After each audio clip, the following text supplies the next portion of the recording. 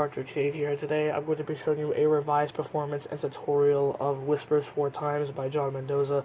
This is another really powerful card trick. It is on the advanced side, however, and as you saw in the beginning of this video, the performance is not going to be perfect. You guys probably will catch some of the things I am doing because of the camera angle that I have since it's so close in. You guys can probably tell some of the slights that I'm going to be doing.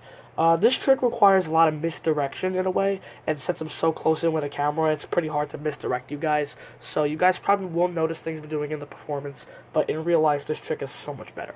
So anyways, let's just hop right into this card trick. So this deck uses a completely normal pack of cards, so we'll give the cards a few cuts just to make sure that the deck is in a completely random order. Now, I have 3 cards selected, so I'll cut the cards, and now I'm going to riffle through the deck. Just say stop whenever you like. Stop right here? Alright, perfect. So now, here are your 3 selections. Please do not forget those, no matter what you do. So, basically, here's what we're going to do. I need to somehow guess, in a way, these 3 selections. But I'm not going to guess them. We're going to have the jacks guess them. Or maybe the queens, or the kings. I want you to decide, which cards would you like to use? The jacks, the queens, or the kings? You want the jacks? Okay. So, we'll go through the deck, and we will go find the 4 jacks. So, here's the jack of spades, the jack of hearts, the jack of clubs, and the jack of diamonds. So, perfect. We have our 4 jacks. So now I'll hand these cards to the spectator, and I'll let them honestly check out those cards as much as they would like. So, they check out the 4 jacks. They are easily happy with them, so I can show all of the jacks. I'm like, are you happy with them? They're all normal? Okay, perfect. So once they're happy with them, we'll take the jacks, and we will just flip them over as shown, and we'll set the rest of the deck off to the side. We do no longer need it for the remainder of the trick. We are only going to need the 4 jacks. So now, I limited your options a bit. I said jacks, queens, or kings. Because the jacks, queens, and kings have mouths, and I need the cards to have mouths for a very specific reason. Because these cards are going to whisper your selections to me. So let's test out this theory right now. We'll put the jacks with the first card. And let's just be silent for a minute. I'm not sure if you guys can hear that, but it sounds like the jack said the 2 of clubs. And okay, that is good. That is perfect. That means the jack was able to get the card right. So I don't want to steal credit. It was the jack that got the card right. So good job for the jack. Let's see if you can do it again. We'll put the jack with the second selection. Okay, shush, let's let him whisper. I think the jacks are saying 8 of diamonds. Okay, 8 of diamonds, we got it, so that is perfect. So that is perfect, the jacks whispered it perfectly, 8 of diamonds, but we still have 1 more card to go. Can the 4 jacks name the last and final selection? Just be quiet for a minute, let me listen to the whispers. Okay. I think I got 9 of spades. Wait, yeah, I'm gonna go 9 of spades. Yes, okay, perfect. So we went 3 for 3, 2 of clubs, 8 of diamonds, 9 of spades. I would say that is pretty impressive. So we went 3 for 3. We got all 3 selections correct. That's a pretty cool trick, but I also want to do another trick with these 4 jacks. I want to try something even cooler. So we will take this jack, the jack of spades, and we will tap the 3 selections with it, just like that. And what's actually going to happen is the 3 selections will jump up to my hand, just like that. And the 4 jacks turn themselves or transform into the 4 aces. So anyways, guys, that is the trick. I hope you guys enjoyed it. So now let's get straight into the tutorial. Okay, guys, hopefully you stuck around for the tutorial. So like I said, this is a really, really cool trick. And again, some of the moves I did in the performance you probably caught right away. Again, the camera angle just makes this trick a little hard to do.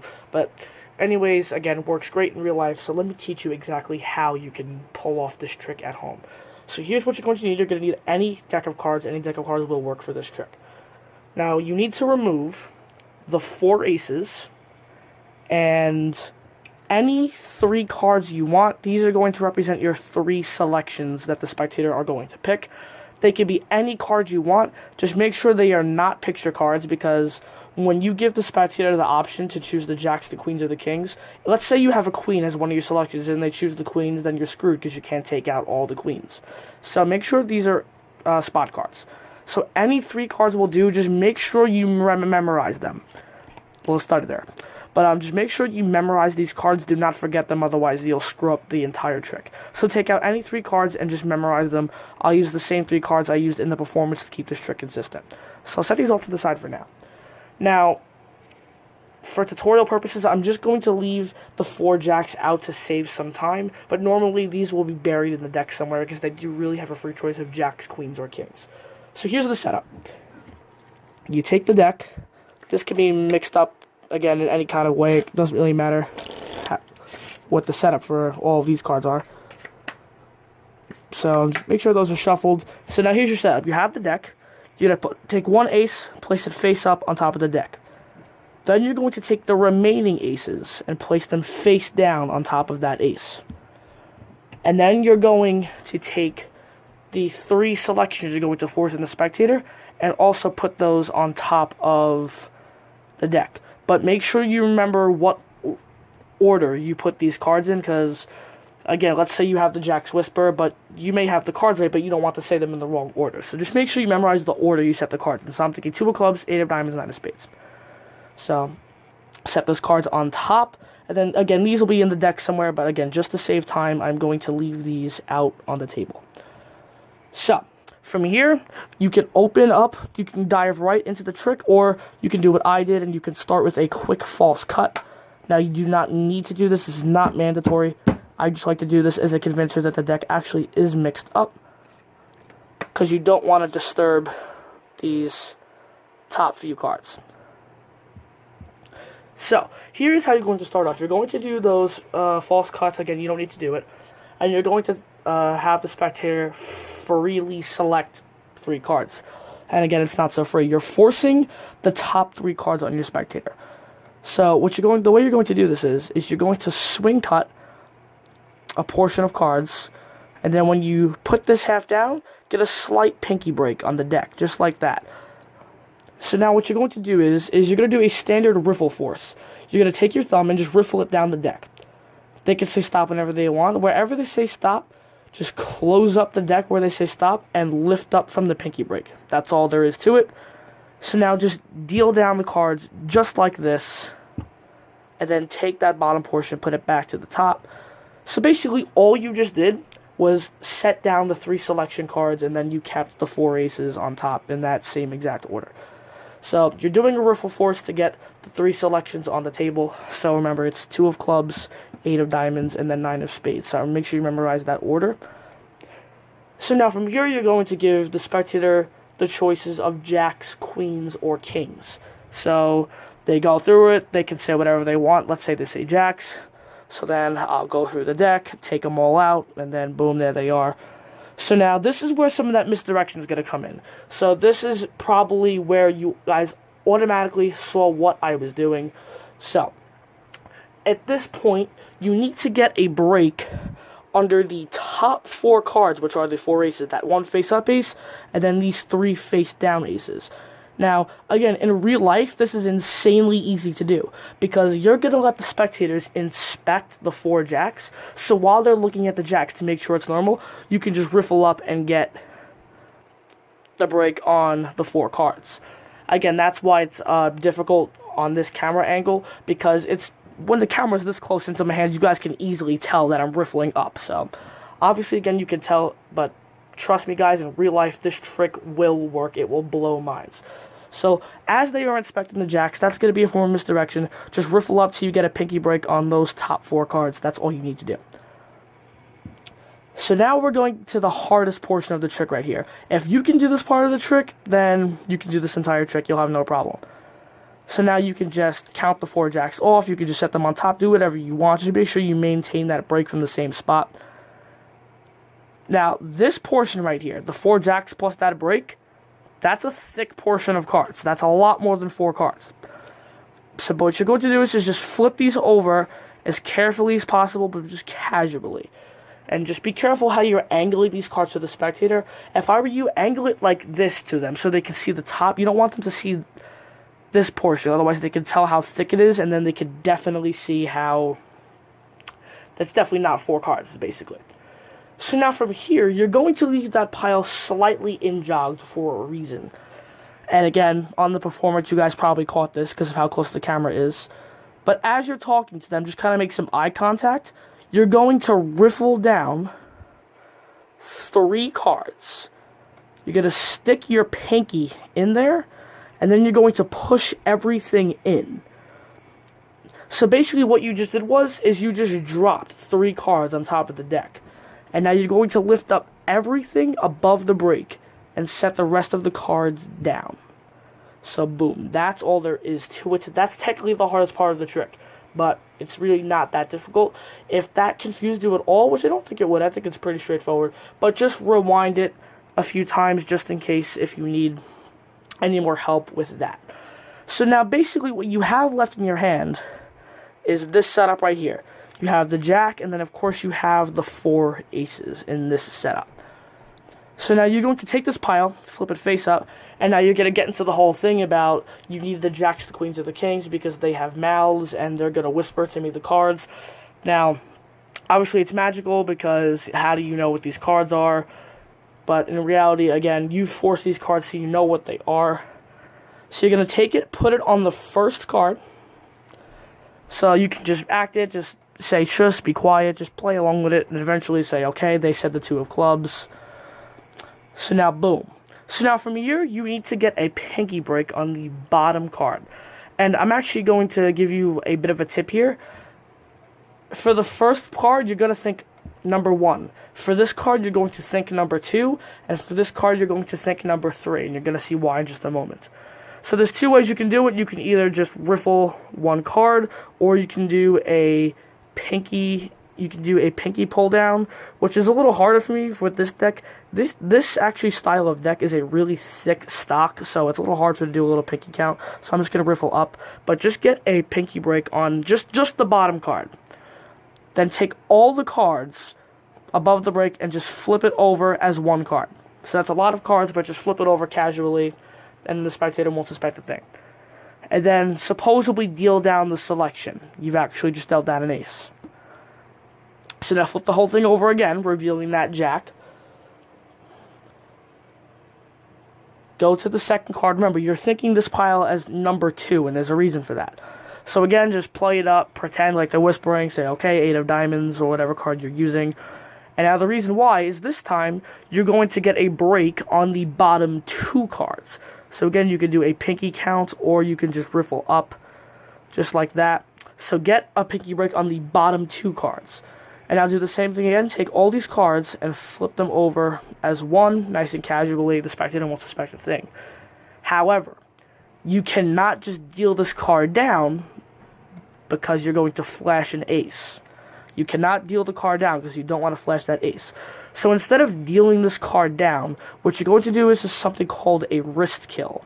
And a wrist kill is you can just lift up the card, get a break, or just hold the card in place, and you're going to take this wrist right here, or the hand where your cards are rather, and just turn your wrist away like this. That's all you're doing. So you're hiding that ace. So instead of dealing the card down, exposing that ace, you're just taking your wrist and turning it away. And then this card blocks the ace, and then obviously now you're showing the jack and that ace is hidden. So from here, again, just take your wrist, turn it away. That's a wrist kill. It hides the ace. And now, again, you've just dealt down another ace. So once again, you're exposing the jack. Say, let's do this one more time. See if it can tell me the card. And then, again, just pretend like they're whispering. Again, you already know what the card is, so just play around with it. I don't know. What are they telling me? Okay, 9 of spades, do whatever.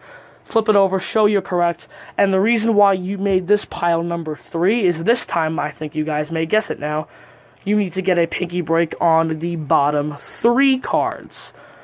and you're going to flip over all of these cards as one. And this is the least amount of cards right here, so this is going to be the easiest one. Just flip it over casually. Again, the spectator won't suspect a thing. And this time you can just deal the card down. And of course, you just dealt down yet another ace. So they think that you got all the cards correct, and you just set the selections down. Now you're going to tell them, I want to show you guys another cool trick with these 4 jacks. And as you say these 4 jacks, you're going to do an Elmsley count. I'm not going to get into how to do the Elmsley count now because I have showed it in the past. So I will leave a link in the description box below to a Elmsley count tutorial if you need it. So just do an Elmsley count like I just did. And then you need to do a double lift. So there's a few ways you can get into the double lift. You could just riffle up, get 2 cards. You can push off 1 card as if you're going to show it. Then you can do a little push off pinky break over here.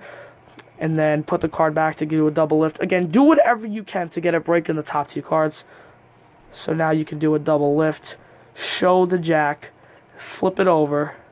And now push off the top card. This is actually the 4th and final ace. So now just tap these 3 cards with it and just set this card down. And you can say, with that, the 3 selections jump up to my hand. And now this last card, you're going to hold it as a double because there's a jack behind there. So you have the 4 cards right here. You're going to hold this in biddle grip, peel off the first card, peel off the second card, and then hold this last one as a double. So you can show the cards, square them up, set them on top of the deck, and a recommendation here, give the cards a cut to get rid of the evidence. So from here, this is what I love about this trick. That you can say the 3 selections jump up to my hand, and the 4 jacks, so they expect now that you switch the cards, that somehow the selections got into your hand, and the jacks came down over here. But this is the knockout punch right here, is when you show that the jacks aren't here, and somehow the 4 aces transported over here. So yeah, that is the trick. I hope you guys like this one. And okay, I cannot spin the cards today. Hold on. Hey, okay, there we go. Okay, okay. But anyways, I hope you guys like this one. It is a little bit tricky, so just make sure you practice this one before you go and show it to actual people. And again, I can't stress it enough. I know you guys probably caught what I was doing in the performance, but that is just because of this camera angle. In real life, this trick will work perfectly. The spectators will not catch anything. So anyways, give me some feedback. Let me know what you guys think about this trick. Make sure to leave a comment below, like this video, and of course subscribe to the channel. We have 81 subscribers. I do appreciate that. We are this close. We are less than 20 subscribers away from my first goal of 100 subscribers. Once I reach 100 subscribers, there is a trick that I said I would reveal. So make sure be subscribe to this channel if you want to see that. And plus it helps me out, helps motivate me to upload this content for you guys. And of course, once I hit 100 subscribers, my subscriber count goal is going to get bigger. So if you want to learn more about my subscriber count goals, you can check out the About section on my channel to learn more. So yeah, that is it for this one. I will see you guys in the next video. Cardtrix 8 signing off. Peace out.